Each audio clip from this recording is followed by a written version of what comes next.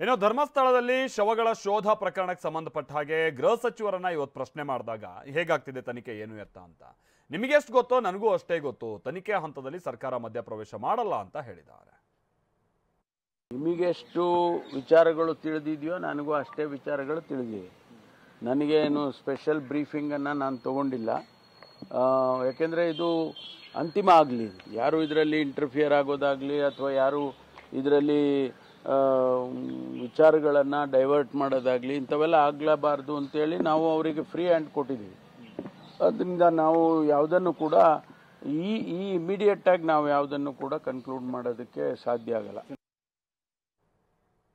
ಹಾಗೆ ಧರ್ಮಸ್ಥಳದಲ್ಲಿ ನೂರಾರು ಹೆಣ ಹೂತಿರುವ ಆರೋಪ ವಿಚಾರವಾಗಿ SIT ತನಿಖೆಯಿಂದ ಎಲ್ಲವೂ ಕೂಡ ಹೊರಬರಲಿ, ಅಪರಾಧ ಆಗಿದೆ ಅಂತ ಈಗಲೇ ಒಬ್ಬೊಬ್ರು ಒಂದೊಂದು ರೀತಿಯಾಗಿ ಬಿಂಬಿಸೋದು ಸರಿಯಲ್ಲ ಅಂತ ಸಚಿವ ಪ್ರಹ್ಲಾದ್ ಜೋಶಿ ಅವರು ಹೇಳಿಕೆಯನ್ನ ಕೊಟ್ಟಿದ್ದಾರೆ.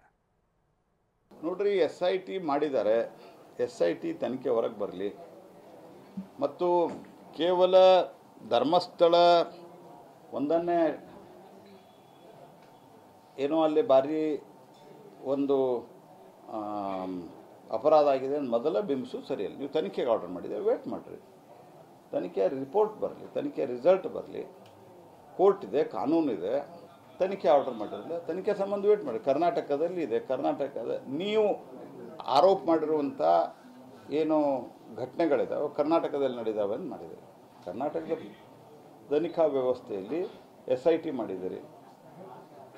ನಾವು ಮಾಡ್ಬೋದಂತ ತನಿಖೆ ಒಂದು ಕೇಂದ್ರೀಯ ಏಜೆನ್ಸಿ ಮಾಡಬೇಕು, ಇಲ್ಲ ಸ್ಟೇಟ್ ಪೊಲೀಸ್ ಮಾಡಬೇಕು. ಸ್ಟೇಟ್ ಪೊಲೀಸ್ ಬಿಟ್ಟು SIT ಮಾಡಿದ್ದಾರೆ. SIT ಅವರು ತನಿಖೆ ಮಾಡ್ತಾ ಇದ್ದಾರೆ. ತನಿಖೆ ಸಂಬಂಧ ಕಾಯಿರಲ್ಲ. ಕೇರಳ ಸರ್ಕಾರ ಏನು ಸಂಬಂಧ ಇದಕ್ಕೆ?